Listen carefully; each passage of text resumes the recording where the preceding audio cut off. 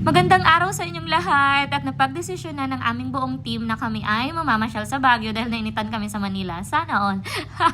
Sa Baguio nga pala ay inabutan namin ang malamig at foggy na panahon. Dahil tag-ulan pala sa Baguio habang sa Maynila ay tag-init. O diba ang bongga? Parang ibang mundo lang. So napakaganda nitong bahay na natuluyan namin. Ito ay glass house. At dahil glass house siya, sobrang ganda niya sa loob kapag umaga dahil kitang-kita mo ang view sa labas. Nga lang, kapag gabi naman, ikaw naman na nakikita ng mga tao sa labas. Kaya make sure na naka-close yung mga kortina. So ayun, itutur ko kayo ng mabilisan lang dito sa bahay na aming nabook dahil nakakatuwa siya. Sobrang linis, sobrang bango, kompleto lahat ng amenities. Pati coffee maker. Natuwa ko sa coffee maker nila. Meron na rin sila ditong bigas, itlog, name it. It's all in here. Nakakatuwa kasi ngarag na ngarag ako mamili doon sa mainland bago kami umakyat dito dahil medyo malayo nga siya doon sa proper land na common na pinapasyalan dito sa Baguio. Kaya binake sure ko na dala-dala ko na lahat ng kailangan nung umakyat kami. Pero nagulat ako pagdating namin dito kasi andito na pala lahat. O diba, ang saya. Shout out sa may-ari ng aming lodging. Thank you so much po sa pag-prepare ng lahat ng kailangan namin. Ito yung part na umakyat ako sa second floor at nandito nga yung mga kasama ko. Ang saya-saya nila. O ayan, diba? Tatlo yung bed. Nandito sa taas yung dalawa at kung gusto mo ng tahimik at makapagmuni-muni ka, dito ka sa taas magstay. So sa baba naman yung kitchen, andun na rin yung dining, nandun na rin yung CR at yung isa pang bed kung saan kami mag-i-stay. So iyo to. Hinihingal ako sa pag-voice over dito.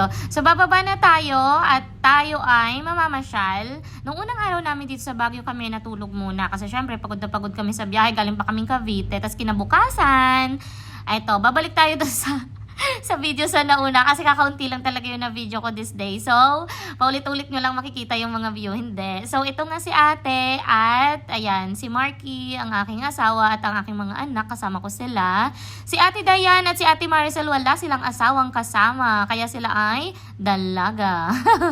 Pero si ate at ang kanyang minamahal, ayan, nagamit niya na rin sa wakas ang kanyang jacket na pinakakaingatan na sana ay gagamitin namin sa Korea or Japan. Pero pangarap pa lang yan guys. Hindi pa siya nagkakatotoo. Pero ayun, sabi ko suotin mo na yan at baka hindi naman tayo makarating doon. Ay di sayang laang yan at yan ay matatambak. Ano? So ayun, masaya naman at nagamit niya nga siya. At ako yan guys, yan, nakapink na yan na paikot-ikot, paharot-harot lang. Pero sa totoo lang, ay nakakapagod din talaga mamasyal at mag-ikot-ikot dito sa Baguio. Tapos may kasama kang dalawang anak na sobrang kukulit. So buti na lang ito si Ate Ivy at ang kanyang asawa ay ayan, ang saya-saya nilang mamasyal dyan. Si Ana din, na-enjoy niya naman yung botanical garden. Ang daming bulaklak. Syempre, botanical nga eh. Ang daming bulaklak. Diba nagulat kami, ang daming bulaklak doon.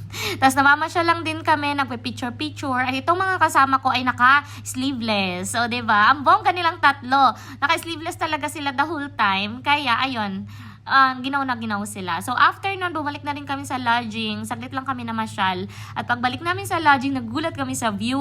Andito na ang fog at sinusundo na kami papunta sa langit.